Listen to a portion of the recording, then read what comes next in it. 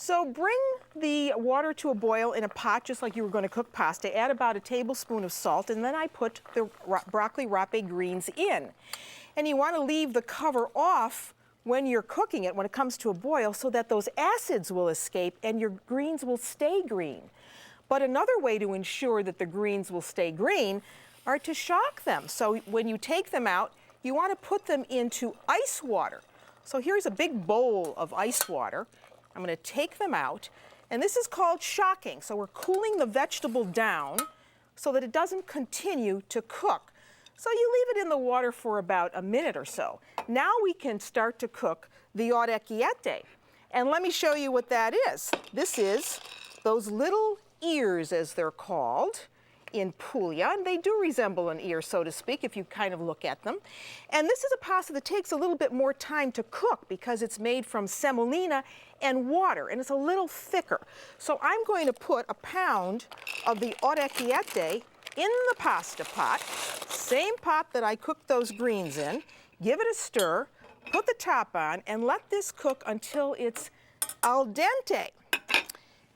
So that's all there is to that. Now we need to take these vegetables over and drain them. So once you have them shocked, you want to drain them in a colander.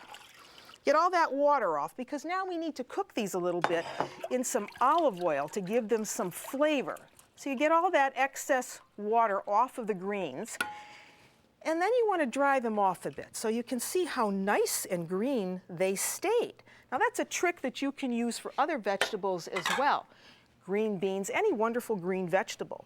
So then you just want to roll them in paper towel and get all that excess water off. So while the water is off, I'm going to put some olive oil into a saute pan.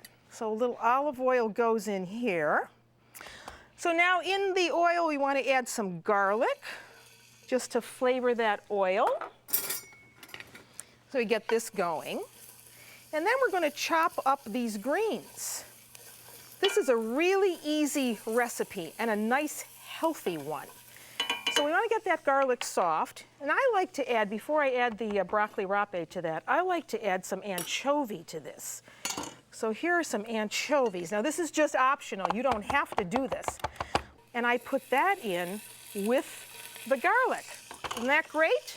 And you stir that around.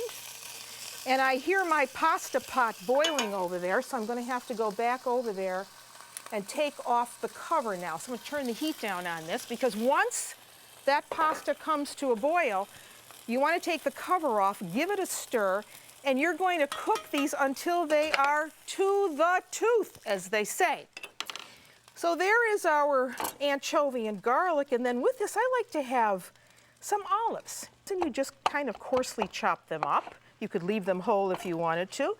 And they go into our pan with the olive oil and the anchovy. Starting to smell good, right? And now we just cook that down. Let's unwrap this beautiful bunch of greens. Look at how beautiful that is. You know, visual is always important in a dish. So you just coarsely chop them up. And you use the stems with this as well, because they're very tender. And then that goes right in with the olives, the garlic, the anchovy. So now all of that's in. And of course you want to season as you go. So a little bit of coarse black pepper goes in. And again, some salt. You want to be careful on the salt because the olives are a little salty. And then you want to watch it. If it seems that the pan is a little bit too dry, you can always add a little bit more extra virgin olive oil to the pan. And this is our sauce. This is what is going to go over the orecchiette. Now, here's how to check to see if pasta is really cooked well. You want to take a piece out and look at it. Should still hold its shape, but it should be cooked throughout. And the best way to do that is to break a piece in half and look inside. And if you see white, uncooked flour, then you know that that pasta needs a little longer to go. But please don't make it mushy. It should hold its shape, and it should be al dente to the tooth. So you want to shake off most of that water And that's why I like a pasta pot like this with an insert, because this makes it so easy to get the pasta out. So you get off the water, most of it, not all of it. And then you put it right into the pan. Make sure you're using a large enough pan so that you can stir. And then you have to use the old Nonna Galasso trick. You have to take a little bit of that cooking water. That's got great starch. And you add it to the pan with the sauce.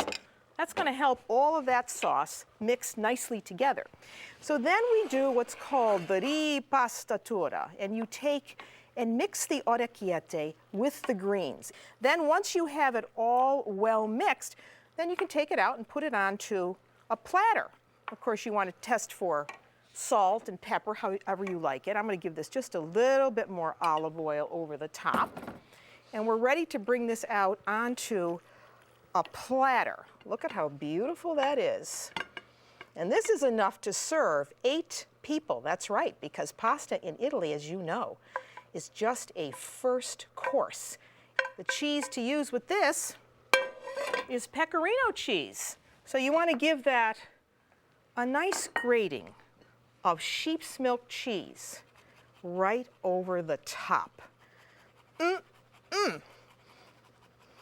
My ears are ringing over this one. So that's how you do orecchiette with broccoli rape.